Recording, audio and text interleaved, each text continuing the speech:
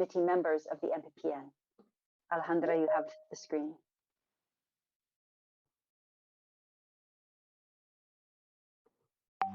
Thank you very much. Sabina, Excellencies, it is a pleasure to be here.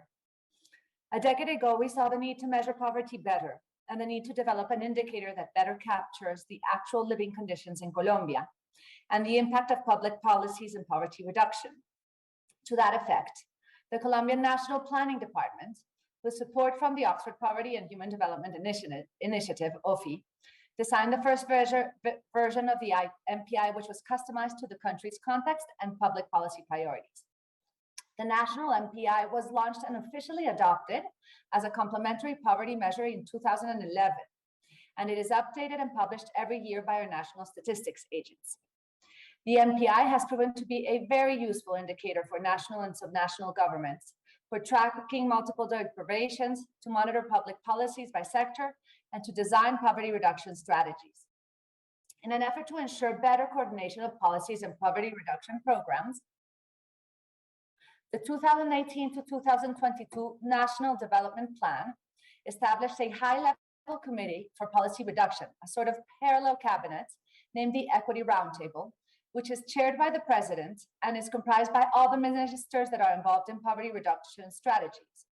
One of the key objectives of the roundtable, which meets at least 3 times a year, is to monitor the progress of the overall MPI and each of the MPI indicators to ensure that poverty reduction goals are on track and to make decisions on resource allocations when needed. One example of a policy initiative derived from the Equity Roundtable was to use the MPI to better focalize housing improvement programs in the municipalities where they were most needed. In response to the pandemic, the MPI has been very useful to guide our responses.